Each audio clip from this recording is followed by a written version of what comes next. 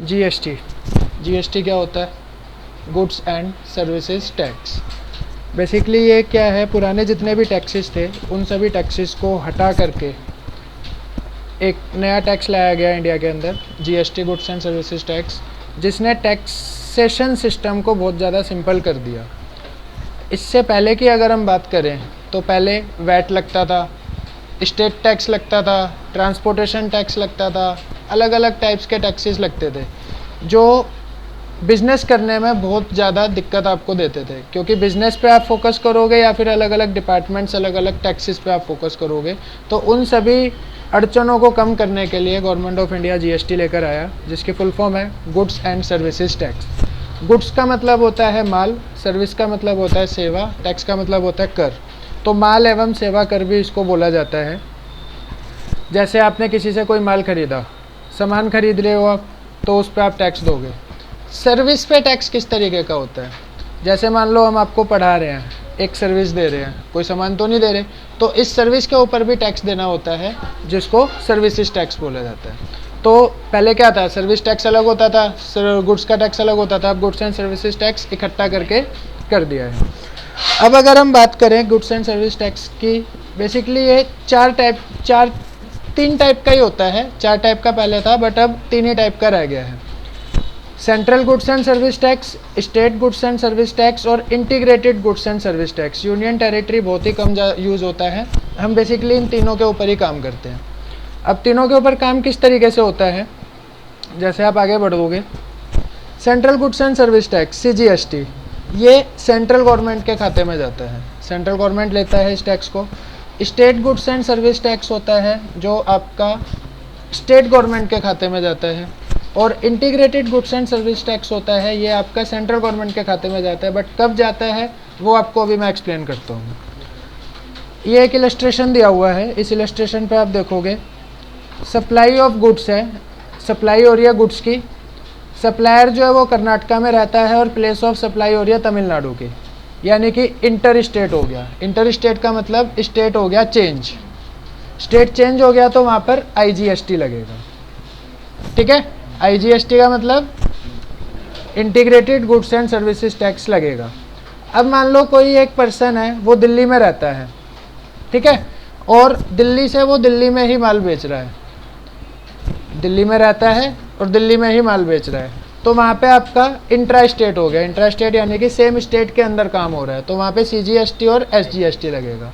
Simple शब्दों में कहने का मतलब है, जब आप स्टेट चेंज कर रहे हो, स्टेट चेंज हो रहा है, तो क्या होगा आपका आईजीएसटी, और ये फुल टैक्स अमाउंट पे लगेगा।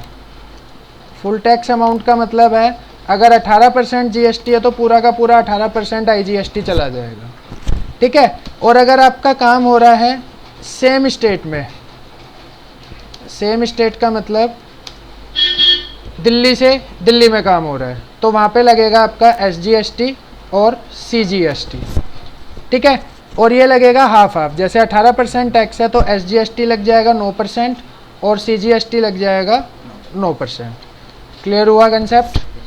कोई डाउट? क्लियर? चलो अब इसकी हम टैली में एंट्री किस तरीके से करेंगे वो देखते हैं। तो उसके लिए टैली स्टार्ट करते हैं। ये हमारा टैली स्टार्ट है, ग्रेविटी नाम से आपकी कंपनी है। अब जीएसटी की कुछ क्लासेस होती है। क्लासेस का मतलब जो बेसिक आइटम्स आप परचेज करते हो, बेसिक आइटम जो लाइफ के लिए ज़रूरी होते हैं, जैसे कपड़ा हो गया, जूते हो गए, ये इनके बिना बंदा रह नहीं सकता, ज़रूरी है। दूध हो गया, दही हो गया, खाने पीने के आइटम्स हो गए, इन पे लगता है 5% टैक्स। अब कपड़ा भी 2 तरीके का होता है, एक है कि नॉर्मल एक बेसिक ज़रूरत के लिए आप कपड़ा पहन रहे हो, और एक कपड़ा आप अपने ऐश के लिए पहन रहे हो। ऐश यानी कि आप अपने मतलब शान दिखाने के लिए देख रहे हो, यानी कि 1000 रुपये तक का अगर आप कोई जूता या कपड़ा खरीदोगे उस पर टैक्स लगेगा आपका 5%। 1000 से ऊपर जाता है यानी कि वो लग्जरी के अंदर आ गया, लग्जरी के अंदर आ गया तो उस पर टैक्स लगेगा आपका 18%। ठीक है, नॉर्मल पंखा खरीदोगे, पंखे पे टैक्स लगेगा 18%। अगर आप एसी खरीदोगे तो एसी पे टैक्स लगेगा 28%। ठीक है, गाड़ी खरीदोगे, कार खरीदोगे, उस पर भी टैक्स लगेगा आपका 28%।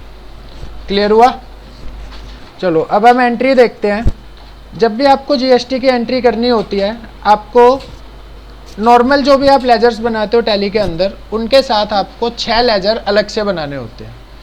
अलग से कैसे? अगर आप सेम स्टेट में काम कर रहे हो तो सीजीएसटी एसजीएसटी बनेगा। अब सीजीएसटी एसजीएसटी भी 2 टाइप का होता है। अगर आप परचेज कर रहे हो तो रहेगा आपका इनपुट टैक्स, और अगर आप सेल कर रहे हो तो रहेगा आपका आउटपुट टैक्स। ठीक है, तो जो हम लेजर्स बनाएंगे, क्रिएट पे गए, लेजर पे गए। फर्स्ट लेजर बनाया हमने इनपुट CGST @ 2.5%। 2.5% इसलिए करेंगे क्योंकि इस ग्रेविटी कंपनी के अंदर आप शर्ट्स का सेल परचेज कर रहे हो, और शर्ट जो है वो बेसिक आइटम होती है, उस पर 5% टैक्स लगता है। तो अगर सेम स्टेट में काम होगा तो इनपुट CGST 2.5% और इनपुट SGST 2.5% बनेगा। तो इनपुट CGST 2.5% का हमने एक लेजर बनाया।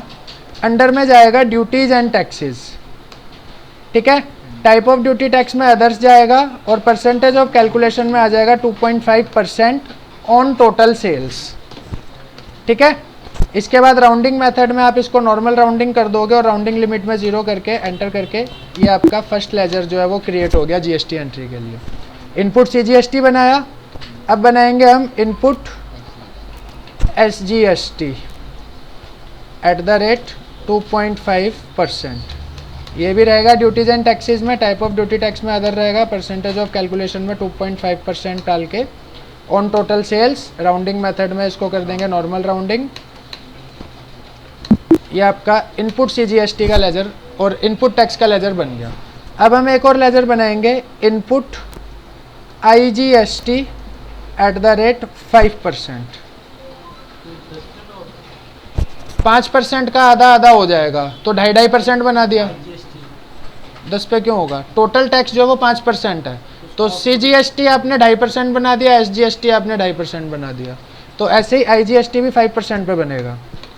Duties and taxes others type of percentage में 5% on total sales. Rounding method में नॉर्मल राउंडिंग। ये आपका परचेज के लेजर के जीएसटी के लेजर्स बन गए, परचेज एंट्री के। अब हमें सेल्स के बनाने हैं, तो सेल्स के लिए हम बनाएंगे output CGST @ 2.5%। Duties and taxes others percentage of calculation में 2.5 on total sales, normal rounding. Output SGST @ 2.5%। Duties and taxes others 2.5 on total sales, normal rounding. ऐसे ही आउटपुट IGST का बन जाएगा। Output IGST @ 5%। Duties and taxes others percentage of calculation में 5% आ जाएगा on total sales, normal rounding. ये आपके सारे लेजर्स हो गए कंप्लीट। अब आपको क्या करना है? एक्सेल स्टार्ट करना है। साइड बाय साइड आपको एक्सेल भी रखना है। टैली तो अपनी कैलकुलेशन करके देगा ही देगा आपको, बट उस कैलकुलेशन को क्रॉस चेक करने के लिए एक्सेल को आपको साथ में ओपन करके रखना है। अब एक्सेल के अंदर आपको एक चार्ट बनाना है। वो चार्ट मैं बता देता हूँ कैसे बनेगा। आपको एक कॉलम बनाना है अमाउंट का। अमाउंट के बाद आपको टोटल टैक्स जो होगा वो होगा आपका 5%। ठीक है, उसके बाद हाफ टैक्स होगा 2.5%, और उसके बाद आएगा टोटल अमाउंट। ये 4 कॉलम्स आपको एक्सेल की शीट के अंदर बनाने हैं। अब जो टोटल टैक्स होगा वो इस अमाउंट का 5% होगा, यानी कि equal to B3 × 5%। Half tax होगा इक्वल टू B3 × 2.5%, और टोटल अमाउंट होगा इक्वल टू B3 + C3। ठीक है, अब आप एंट्री पे आ जाओ। आपके यहाँ पे एंट्री दी हुई है। परचेज की फर्स्ट एंट्री हम देखेंगे। स्पार्टा कंपनी से आपने 18 कमीज़ें खरीदी हैं। 375 रुपये की एक शर्ट है, तो 18 हो गई 6750 की। तो आपने जो यहाँ पे अमाउंट भरा 6750 भरा। जिस पे 337 रुपये 50 पैसे 5% के हिसाब से टैक्स लगा और 168 रुपये 75 पैसे 2.5% के हिसाब से टैक्स लगा और टोटल अमाउंट हो गया आपका 7,087 रुपये 50 पैसे। ये आपकी कैलकुलेशन एक्सेल ने दे दी। अब इस एंट्री को हम करेंगे अपनी टैली के अंदर। टैली पे आए आप, गेटवे ऑफ टैली पे ये आ रहा है आपका, वाउचर्स पे आप जाओगे, परचेज का वाउचर होता है F9 से, F9 प्रेस करा, F9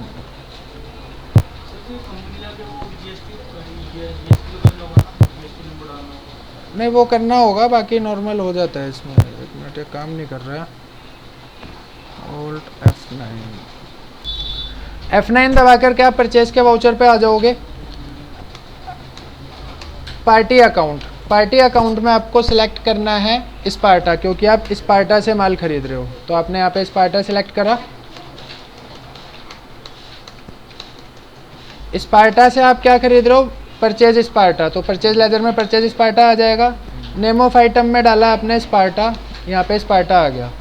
कितनी क्वांटिटी खरीद रहे हो, 18 क्वांटिटी खरीद रहे हो। एक जो है 375 रुपये की है, 375 डाला तो 6,750 आपका यहाँ पे शो कर गया। एंटर करके आगे आओगे। जो ये फर्स्ट वाला आइटम है ये और आइटम्स ऐड करने के लिए, आपको और आइटम्स ऐड नहीं करने, आप सिंपल एंटर करके नीचे आ जाओगे।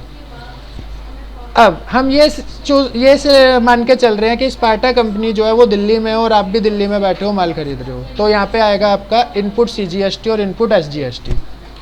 इनपुट CGST लगाया आपने 2.5%, 168 रुपये 75 पैसे आ गया। ऑटोमेटिक कैलकुलेशन एक्सेल वाली, टैली भी कैलकुलेशन करके देता है, ऐसी बात नहीं है, बट आप अपनी कैलकुलेशन को एक्यूरेसी के लिए एक्सेल ओपन करके रखोगे।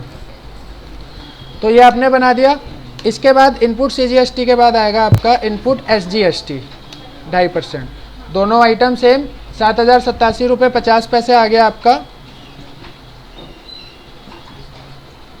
टोटल। एंटर एंटर एंटर करके आप इस वाउचर को ऐसे एक्सेप्ट कर लोगे।